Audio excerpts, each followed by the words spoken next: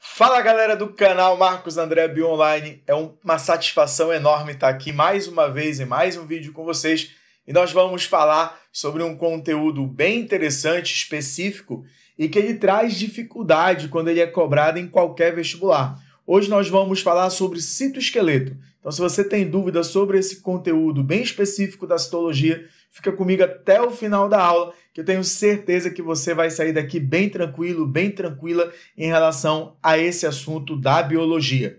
Pensando em Exame Nacional do Ensino Médio, o citoesqueleto é um conteúdo com baixa recorrência. Embora nos últimos 3 anos um item veio sendo cobrado, um item bem interessante. Mas a abordagem de citoesqueleto ela pode ser variada. E é justamente esse o ponto que a gente vai trazer aqui. Discutir o citoesqueleto nessa pegada, nessa perspectiva, das diferentes formas que esse conteúdo aí pode ser cobrado.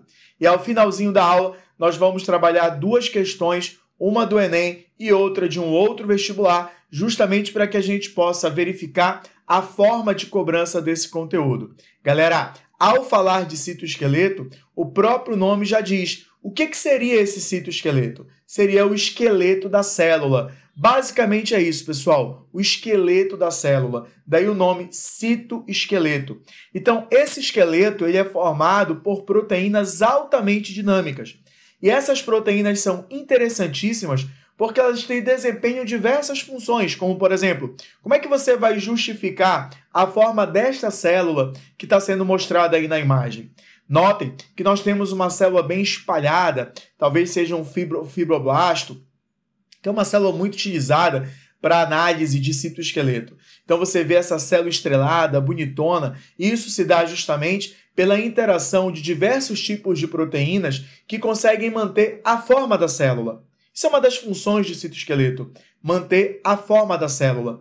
Veja que esse ponto é importante da gente discutir. Você vai observar diversos tipos de células morfologicamente diferentes entre si. Notem, busquem aí a imagem de vocês, a memória afetiva de vocês. Vocês podem ter, por exemplo, uma hemácia com aquela sua biconcavidade, um neurônio com a sua característica, uma célula muscular alongada. Então, todas essas células têm a sua forma garantida pelo citoesqueleto. Então, o citoesqueleto, pessoal, dentre as funções dele, que daqui a pouquinho nós vamos comentar, destaca-se também a manutenção da forma da célula. Então, o citoesqueleto ele é formado por proteínas altamente dinâmicas presentes nas nossas células. Muitos autores afirmam que o citoesqueleto seria uma estrutura, seria um componente estrutural exclusivo das células eucarióticas. No entanto, alguns autores, especialmente lá no ensino superior, pós-graduação, afirmam que o citoesqueleto também pode estar presente nas células procariotas, porém com uma composição química diferente da dos eucariotos. Então, nós vamos focar a composição química associada às células eucarióticas, afirmando dessa maneira que basicamente esse tipo de citoesqueleto que nós vamos discutir nesta aula está associado ao padrão eucariótico, ao padrão eucarionte. Tudo bem até aí, pessoal? Então, o citoesqueleto é uma estrutura presente nas células eucarióticas, formado por proteínas altamente dinâmicas. Galera, altamente dinâmicas. Dentre essas proteínas, nós vamos destacar 3 grupos especiais. E quais seriam esses 3 grupos? Nós vamos ter, galera, o que nós chamamos de microtúbulos, formado por uma proteína oca não ramificada, conhecida como tubulina. Nós vamos ter os microfilamentos, que são formados apenas por uma proteína chamada de actina. Essa você já deve ter ouvido falar várias vezes. É aquela proteína abundante quando a gente fala de célula muscular. E nós vamos ter os filamentos intermediários, formado por uma rede de proteínas, e neste caso destaca-se a proteína do grupo da queratina. Muitos autores também chamam de citoqueratina, quando se fala basicamente em citoesqueleto. Tudo bem? Então a gente vai ter os microtúbulos, os microfilamentos e os filamentos intermediários. Então, essa é a composição do citoesqueleto das nossas células, das células eucarióticas. Então, o que nós já vimos até esse presente momento? Citoesqueleto é uma rede de proteínas altamente dinâmicas presentes na estrutura de uma célula eucariótica e é formado por microtúbulos, microfilamentos e filamentos intermediários. Galera, vamos para a função agora desse citoesqueleto, né? Nós já vimos qual é a sua composição química, agora nós vamos para as suas funções. O que é que nós vamos atribuir de função a essa rede proteica?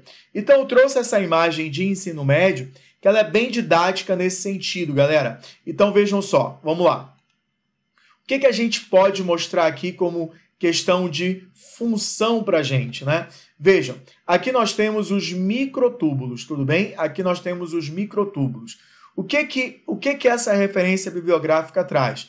Ele é formado apenas por tubulina e ele vai partir, né, a partir do centrosomo.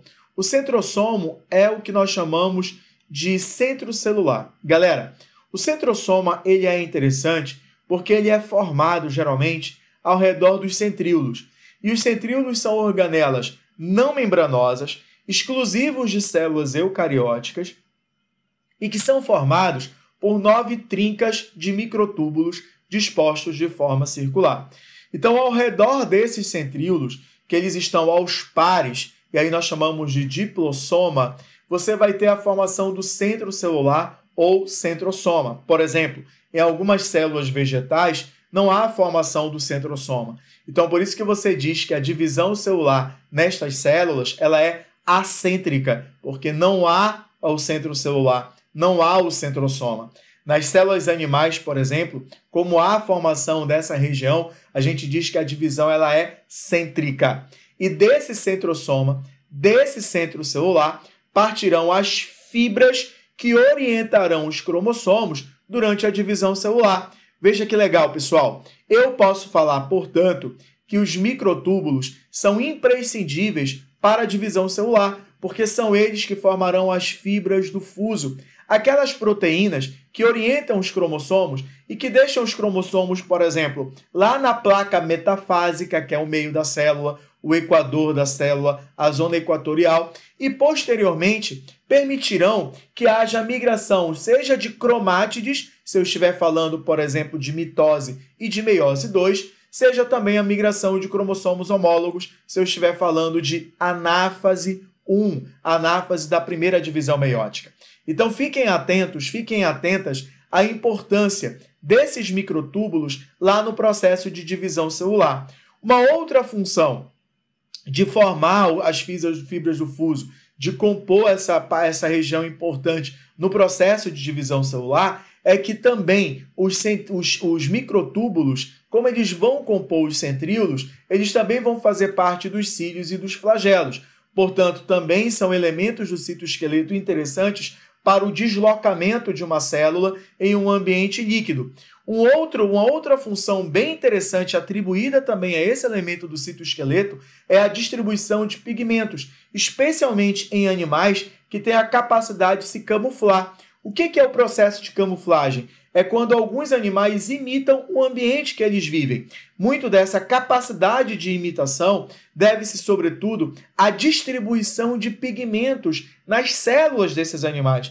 E assim, essa distribuição é feita justamente pela tubulina, pelos microtúbulos. Então vejam a importância desse componente do citoesqueleto. Então eu falei para vocês que ele vai partir do centrosoma, no interior do qual nós vamos observar centríolos. Centríolos são formados por microtúbulos. Dessa região partem essas fibras, que são aquelas fibras do fuso, que estão diretamente associadas à movimentação dos cromossomos ao longo da divisão celular. E eu também fiz o comentário de que os microtúbulos farão parte dos cílios e dos flagelos, bem como também são importantes para a distribuição de pigmentos ali em animais que fazem o processo de camuflagem. Beleza, galera? Ficou tranquilo até aqui? Vamos partir para o outro componente do citoesqueleto, que serão já os microfilamentos. Quando a gente fala dos microfilamentos, os microfilamentos já são formados apenas por actina. E, galera, esse componente do citoesqueleto fica mais próximo à região da membrana plasmática. E uma das funções importantes é dar suporte às microvilosidades. Vejam aqui nessa imagem, galera, Percebam, eu estou trabalhando com uma célula de revestimento intestinal, aqui eu tenho as microvilosidades, que são aquelas especializações de membrana que aumentam a superfície de contato e, consequentemente, permitem maior área de absorção pela célula, e elas são preenchidas por esses microfilamentos. Então você nota que a periferia da célula, a região superficial da célula, ela vai ser ocupada em grande quantidade, justamente por esse componente do citoesqueleto, que é o microfilamento. Além disso, ele vai participar da movimentação dentro do citoplasma, ele vai também ser importante na separação das células. Marcos, como assim separação das células? Quando as células vão passar pelo processo de citocinese, especialmente uma célula animal, você vai observar que esta divisão do citoplasma ela é feita justamente por essa invaginação da membrana plasmática. Então, a membrana plasmática ela vai invaginar.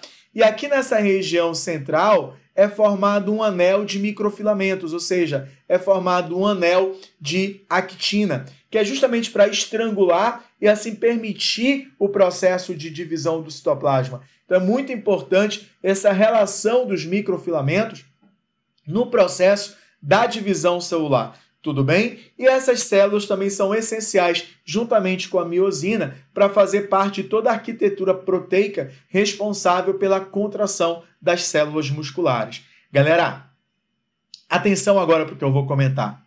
Ó, você que ficou até agora, neste exato momento nesse vídeo, cara, parabéns. Ó, você tá de parabéns. Muito obrigado pela preferência de estar aqui comigo. Inclusive, eu peço para que você me siga lá no Instagram, prof.marcosandrebio. E, obviamente, se inscreva aqui no meu canal. É muito legal a participação de vocês. Agora, vejam só o que eu vou comentar. Olha esse ponto importantíssimo.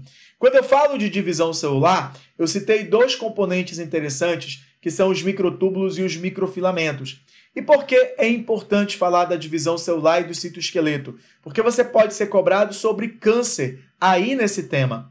Marcos, como assim? Imagina uma droga que tenha um elevado potencial antitumoral, ou seja, ela age contra tumores. Então, na maioria das vezes, os autores de itens, de questões, quando trazem essa ideia de antitumoral, podem abordar a despolimerização de fibras proteicas. E quando ele trabalha despolimerização de fibras proteicas, atenção, se ele trouxer despolimerização de fibras do fuso, aonde é que ele está atuando? Lá nos microtúbulos, lá na tubulina. Tudo bem, pessoal? Mas se ele trouxer também a ideia de alteração apenas na superfície da célula, aonde é que ele está atuando? Nos filamentos de actina. Então, se há uma inibição dos filamentos de actina, automaticamente ele altera a superfície da célula e também pode impedir o processo de citocinese. Por outro lado, se ele atua nos microtúbulos, se ele vai atuar nos microtúbulos, aonde que ele vai impedir de fato? A movimentação dos cromossomos durante a divisão celular. Então você pode falar que essas substâncias, essas drogas antitumorais, podem atuar em etapas diferentes do ciclo celular. Eu posso ter uma etapa que é bloqueada, que é a citocinese, ou eu posso ter uma etapa bloqueada, por exemplo, como ali a movimentação, que seria o processo de anáfase. Então, a partir de um momento que você utiliza uma droga que despolimeriza as fibras do fuso, consequentemente atua sobre os microtúbulos, ela vai bloquear a divisão celular em metáfase. É justamente esse o procedimento que é feito para a obtenção dos cromossomos para análise do nosso cariótipo. Olha essa, dica importante na própria prova de vocês. Galera, e além dos microfilamentos e dos microtúbulos, nós vamos observar um outro componente do citoesqueleto que é muito importante para a gente, e esse componente do citoesqueleto que é muito importante corresponde aos filamentos intermediários. Os filamentos intermediários, ele tem como principal componente a queratina, tudo bem, pessoal? E eles estão associados à resistência mecânica e participam justamente da junção entre as células. Então, você tem as células fortemente aderidas e essa adesão entre as células é feita basicamente entre si e delas com o tecido conjuntivo abaixo, se eu estiver trabalhando com uma célula de tecido epitelial, e essa estrutura, essa composição está diretamente associado ao papel dos filamentos intermediários. Então, vimos a função exata de cada componente do citoesqueleto, dos microtúbulos, dos microfilamentos e dos filamentos intermediários. Se você está ouvindo no fundo, tá, pessoal? Um ruído, porque aqui na frente de casa está tendo uma obra. Então, peço desculpa aí para vocês, mas nós não vamos parar o vídeo esperando que fique um ambiente perfeito. A gente vai tocar aqui, galera, porque o mais importante é o conteúdo que a gente está trabalhando aí com vocês. Beleza? De boa? Então, ó, já vimos o que é o citoesqueleto. Retomando, citoesqueleto é aquela estrutura, é uma rede altamente dinâmica de proteínas, particularmente analisando o citoesqueleto de células eucarióticas, que é formado por microtúbulo, microfilamento e filamento intermediário. O microtúbulo, constituído por tubulina, vai fazer parte dos centríolos, origina-se a partir do centro celular, vai compor cílios e flagelos, forma as fibras do fuso e é importante na distribuição de pigmentos no processo de camuflagem.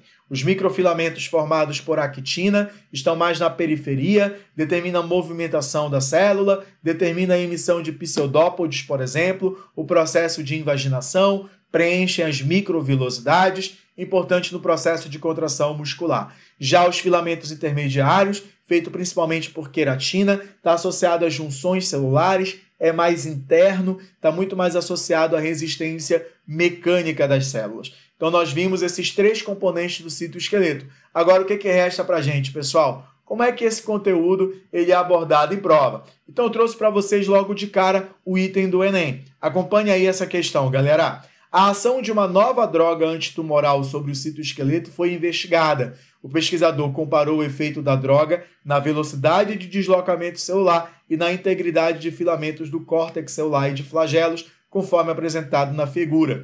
O pesquisador concluiu que a droga age sobre os... Galera, aqui está a pergunta. A gente já sabe que a questão está abordando uma droga antitumoral e essa droga antitumoral tem o seu efeito sobre o citoesqueleto. Então, o que ele trouxe? Ele trouxe dois gráficos, um sobre uma célula não flagelada e outro sobre uma ação dessa droga na célula flagelada. Aqui na horizontal, aqui na vertical, nós temos a velocidade de deslocamento. Essa velocidade está sendo analisada com o tempo. E ao lado, eu tenho a análise da superfície celular. O que a gente tem que verificar? Me acompanhe aqui. Quando há adição da droga numa célula não flagelada, o que é observado? Que você tem uma redução da velocidade de deslocamento, ou seja, essa droga impediu que essa célula se deslocasse utilizando pseudópodes. E por quê? Porque quando você observa a adição da droga, ela promove uma alteração na superfície da célula. Lembra o seguinte, quem é o elemento do citoesqueleto que está na periferia? São os microfilamentos.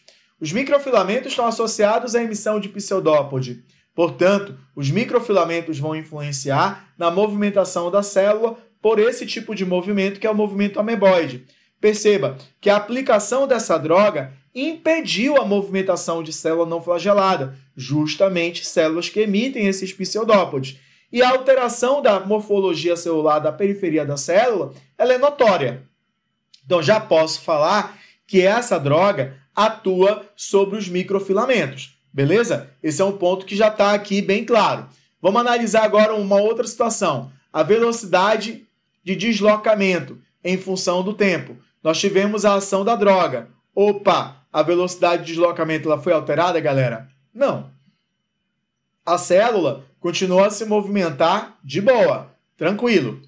Agora vamos ver aqui. Quando eu aplico a droga, eu também tenho uma alteração na superfície celular. Veja que essa alteração da superfície celular aconteceu tanto em célula flagelada como em célula não flagelada. Então significa dizer que, ratificando o posicionamento anterior, essa droga atua sobre os microfilamentos, sobre o filamento de actina. Mas ela não atua sobre os microtúbulos. Por que ela não atua sobre os microtúbulos? Porque mesmo após a adição da droga, vejam, a movimentação da célula, ela continuou a mesma. Não houve uma alteração no flagelo. Como o filamento intermediário ele é interno, você nota que só houve alteração na periferia da célula, não houve alteração interna e tampouco houve uma mudança na movimentação, no deslocamento da célula. Então, o que você pode inferir? Que esta célula atua com absoluta convicção lá nos microfilamentos, lá nos filamentos de actina, e a alternativa desse item seria a letra B de bola. Tudo bem? Ficou confortável?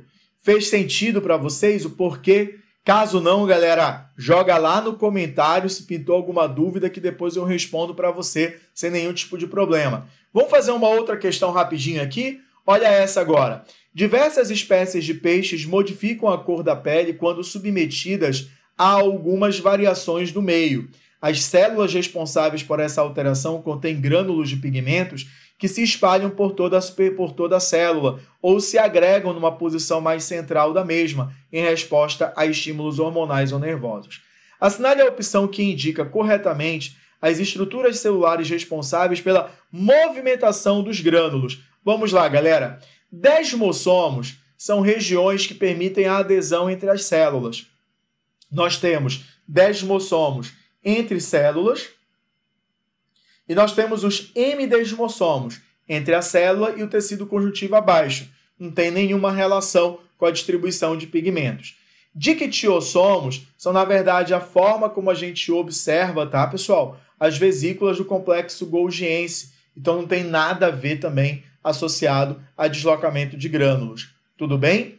Glioxissomos são peroxissomos modificados capazes de converter lipídios em carboidratos. Também não tem nenhuma relação aí com a questão de distribuição, né, de pigmentos. Ribossomos são organelas que sintetizam proteínas.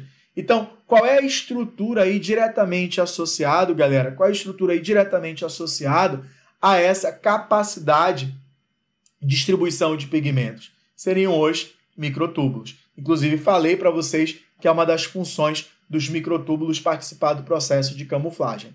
Beleza? Tudo bem? Galera, eu gostaria aqui de agradecer você que ficou até esse exato momento comigo. Muitíssimo obrigado. Curta o vídeo, compartilhe com a galera, faça os comentários, inscreva-se aí, me siga lá no Instagram, né, prof.marcosandrebil, e obviamente se inscreva aqui no canal e vamos juntos com muita aula de biologia até a tua prova de vestibular, se for Enem ou qualquer outra, o canal está te preparando para isso. Então fique atento, fique aqui comigo no Marcos André Bionline. Valeu, galera!